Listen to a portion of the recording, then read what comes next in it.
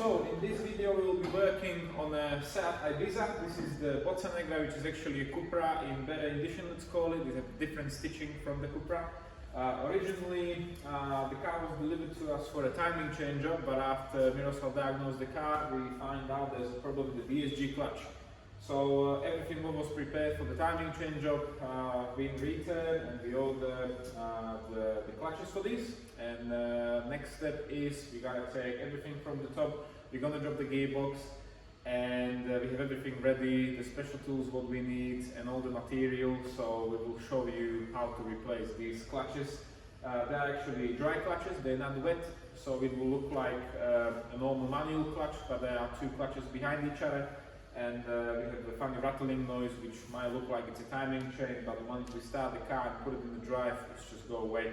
So we're going to start the car up now and show you how it actually sounds like, so you know what we're talking about.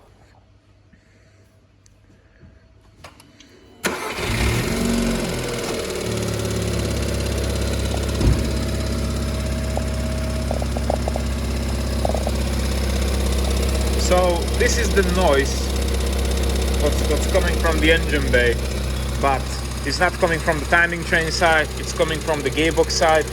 As soon as we will select drive, the rattle will stop. So now Miroslav will put it in the drive. There you go, all fixed. Oh, that's neutral. Put in the drive one more time. Yeah, that's drive and neutral. Yeah. So yeah, you gotta take the gearbox off. That means take everything off from the top. We don't have to remove the subframe or anything. There should be a bit of a space to slide the box out. So yeah, we're gonna start from the top, and then we go from the bottom, remove everything that needs to be removed, like the dry shafts and the mounts, and we gotta put the box on the table.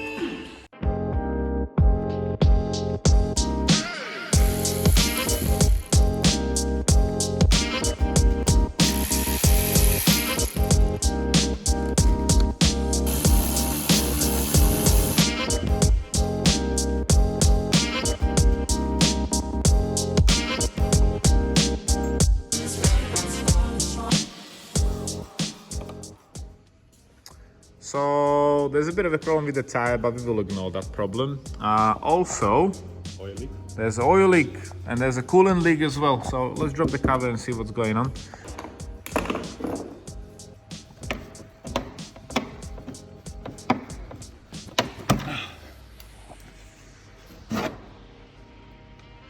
Magic. Oh my god. So the oil leak is coming from everywhere. And it definitely doesn't look very well, but we will check from the top, we'll see.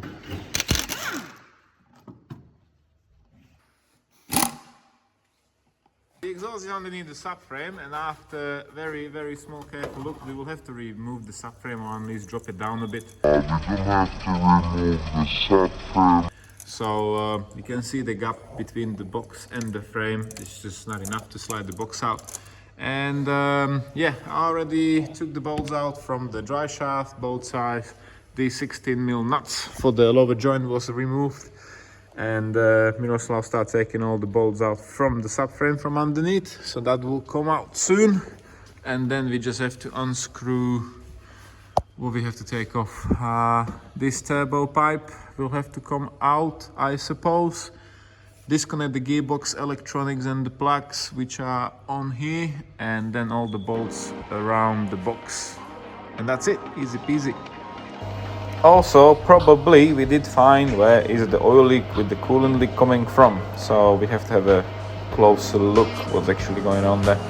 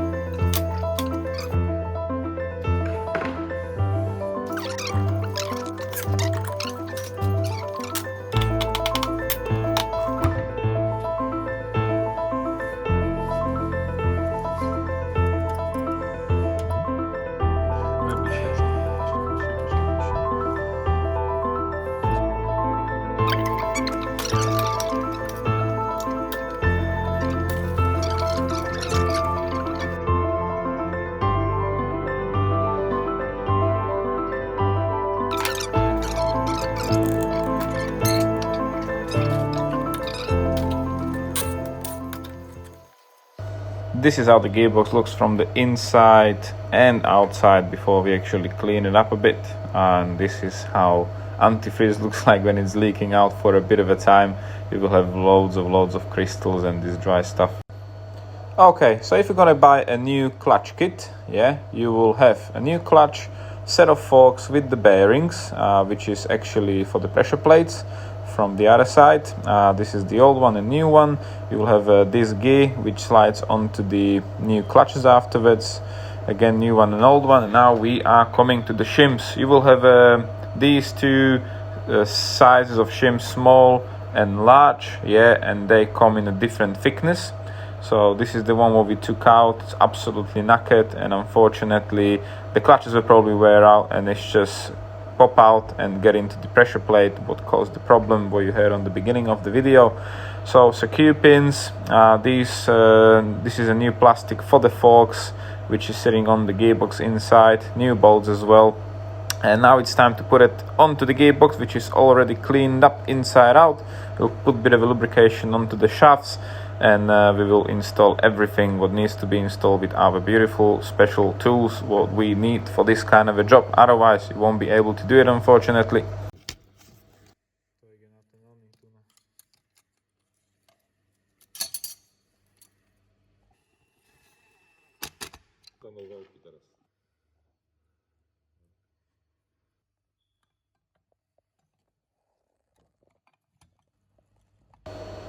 So once the forks are installed, now we are putting the shims. You should always start with the thickest shim according to the manual. So this is for the smaller bearing, and then actually the bearing comes on the top. And the second shim, the larger one, goes just on top of the bearing, just like that. So now we put in the clutch pack back onto the gearbox. We have to use the special tool to press it in. And once everything is in place, we have to check the gaps of the clutches, so there's a clearance between the pressure plate, otherwise it will not allow you to do the basic settings and it will not work.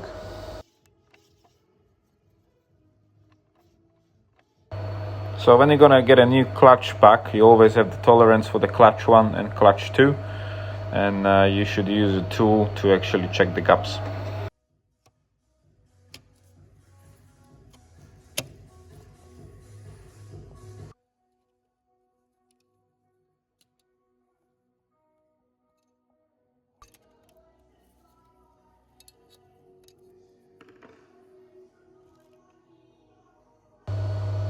So this is the situation on the engine. You can see the coolant leak from this housing. Somebody put loads of silicone on there again, so that is not done properly. So we gotta take it off and check actually what's going on underneath there. Also, these two camshaft covers have O-ring gaskets inside, so they gotta come off and gotta be replaced. We also cleaned the whole engine as much as we could, so there's no oil standing on the sump and the block, so we can check in the future where it's actually leaking from, so we can get it done.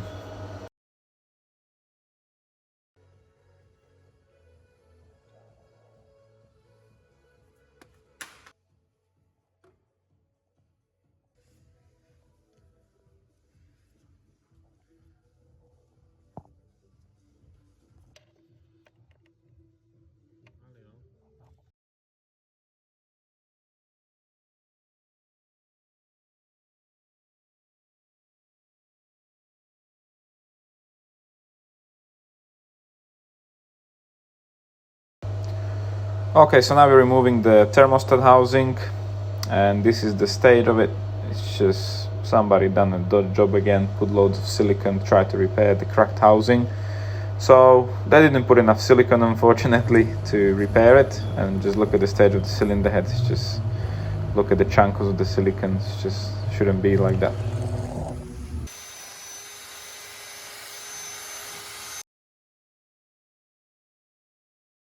So we finally have a new thermostat housing delivered. Look at the difference. You can see this one was cracking. This is new with the gasket.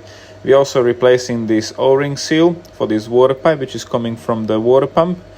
And we also took off these camshaft cups, the covers. So these two O-ring seals will be replaced because we had an oil leak coming from the cylinder head. So everything is in place. I finally put the housing back on, put some fresh coolant in. start the engine up, we have to circulate the water all around the system, and it's time to do the basic setting on the DSG gearbox. According to the manual, the gearbox ECU gotta be in a certain temperature between 30 to 60 degrees. At the moment, as you can see, we have only 18. So yeah, we have to bleed the coolant system and we have to wait to get the correct temperature. So we finally have the correct temperature. The engine is off now. I'm using still VCDS. We go to the automatic gearbox unit and we will try to do the basic settings after we replace the clutches.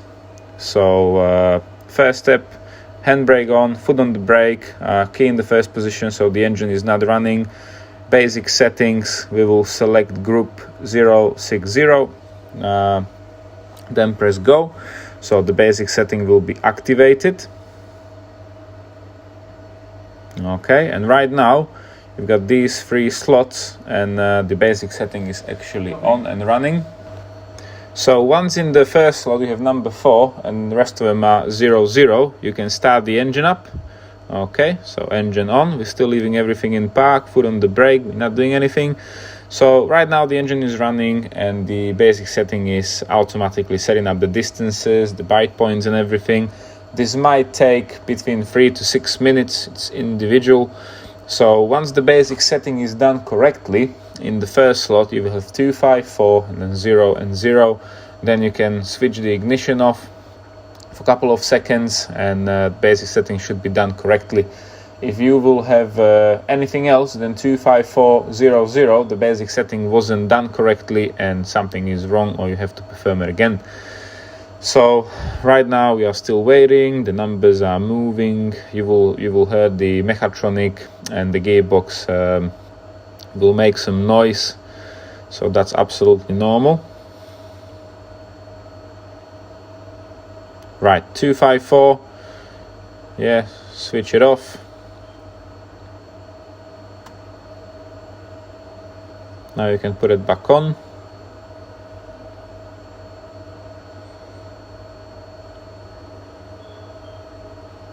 And we will just check for fault codes. So we have no fault code, so everything should be fine. We can start the car up now and we will go through all the gears. It shouldn't be flashing, shouldn't be making any noise, it shouldn't make any bangs when you select the reverse or drive. Soon as you will have big bangs coming out of the gearbox, you know something is not right. So you gotta do the basic settings probably again. But our one is making actually no noise, everything's smooth. When I'm lifting the brake pedal up, it's just start moving slowly. And after all this, we can perform a test drive, so we're gonna take the car on the road.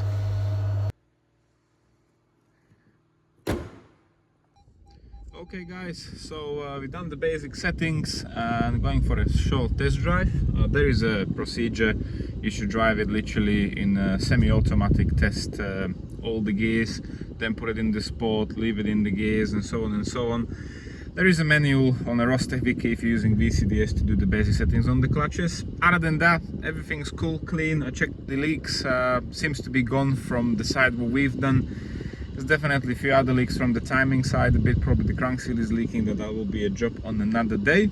And yeah, that's all in this video and I'll see you in the next one guys. See ya.